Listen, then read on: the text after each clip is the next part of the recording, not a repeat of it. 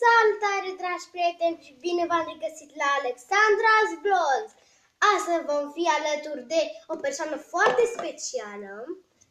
Cred că o știți pe Diana's Games, da? Ok. Astăzi va fi alături de noi și am o chestie de zis. Diana's Games e sora mea, deci o să vă arăt în carne și oase pe sora mea, Diana's Games. Salut! Ok. Deci o să mutăm ca să se vadă, o să dau puțin camera ca să se vadă slime-urile. Ok, o să lăsăm tot aici, că n-avem ce să facem. Ok. Scuzați-ne. Ok. Primele slime-uri sunt astea. Acesta e meu și al Dianei. Și sunt așa.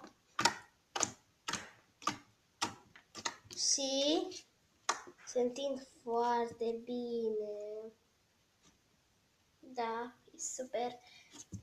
Și au un crunchy foarte bun. Al meu nu e prea bun. Lasă. Ok. Hai să trecem la următoarele slime-uri. Ok, stai. Eu le iau pe la galben și tu să-l iei pe acesta albastru. Da. E albastru cu la verde. Ok. Deci eu am galben și ea are albastru. Ok. Eu un albastru mai deschis. Ok, uitați. Mai Galben. verzi așa. Exact. Uitați. Ca pasărată de la mare. Deci uitați. E așa, asta galben și acela albastru este așa. Mamă. Fă-i poking-ul, să facem poking. Ok, deci e superb. Da, e foarte tare. Deci, da. Ok, arată așa. Se întinde bine. Hai să trecem la următoarele slime-uri. Stai, așteaptă-mă și pe mine. Deci eu am portocaliu care seamănă identic cu mierea, iar Diana are mov. Okay. Da, un mov așa. Un fel de mov. Cred că Deci zis uitați. Nu, rozul e ăla. Tu o să iei verdele, iar e rozul. normal. Normal. Normal, tot timpul cu alte culori decât cele care... Exact. Deci, uitați. Portocaliul acesta înseamnă identic cu mierea. Deci, identic. Stai un pic să scot chestia asta de aici. Gata. Are un poking foarte bun. E preferatul meu. Eu nu sunt așa mare fan a slime, dar o fac pentru că... Da. O facem pentru voi special. Și pentru un început de canal pentru Alexandra's Vlogs, da. Fiindcă e primul meu videoclip. Abia ce mi-am făcut canalul și sper că o să Stai, mi s-a dați foarte multe like-uri la acest videoclip. Deci, da. Deci, așa arată. Ok, să trecem la alt slide.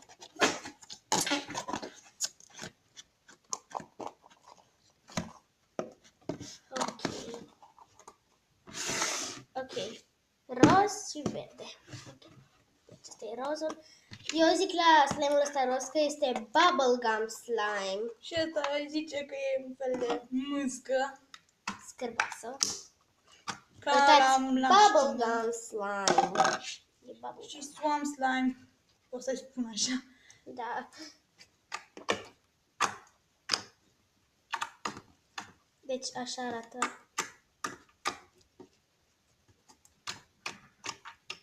Ok. Și asta e bubblegum. Se întind foarte bine. Fiindcă astea le-am luat din Grecia. Fiindcă abia când ne-am întors din Grecia. Abia sâmbătă. Da, Sâmbătă seara la 8. Da, sâmbătă seara. Nu, la 9. La 8-9, nu știu. 8, 9 sau 10, în fine. Și de acolo ne-am luat aceste slime-uri. Am luat foarte multe. Și Diana și-a mai luat niște statuete. Pe care le prezintă în al doilea În al doilea videoclip, exact. Sunt vreo 5 statuete, sunt 5 statuete.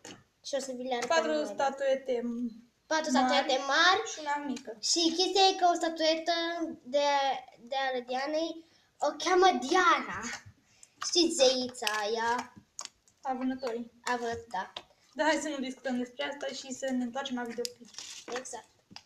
O să vă spunem mai multe detalii în al doilea videoclip. Ok.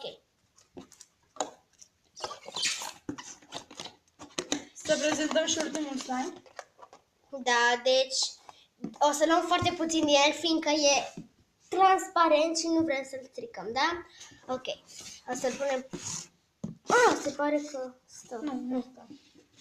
Ok, lasă. Nu. Deci acesta e, vedeți, jos e transparent, e cu o steluță de mare. Aici l-am folosit Nu știu ce puțin. e aia. De lângă steluță. Da. Ia-tu atât. Iar eu iau atât, că vreau să păstrez aici. Asta e mai moale. Da, asta e foarte moale. E superb.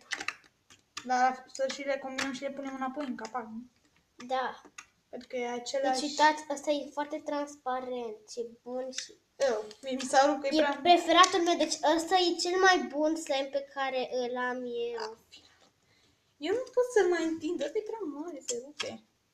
Păi trebuie Gata, am reușit. Trebuie să-l întinzi foarte, adică trebuie să fii blândă. Am fost destul de blândă, am întins eu. Deci uitați.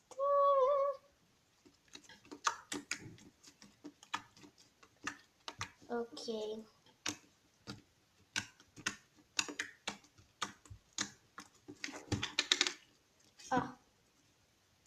Și așa arată colecția lui. Green Shark Deci Tail. Green Crystal Animal Slime Shark Tail. Vedeți? Și a costat doar 3 euro. Da. În timp ce restul costau 2,50 euro. Adică 2 erau jumate. În fine, 2 euro jumătate.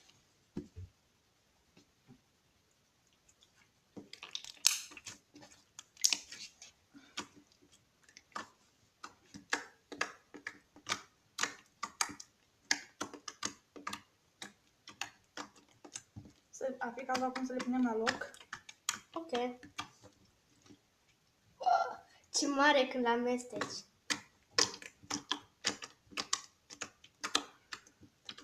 Ok.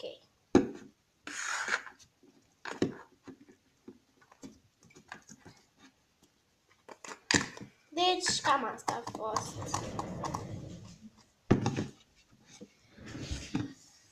Ok. Și cam asta a fost tot pentru azi. Sper că v-a plăcut. Nu uitați să vă abonați la mine la canal și la canalul lui Alexandra Vlog. Da. Și ne vedem data Și viitoare.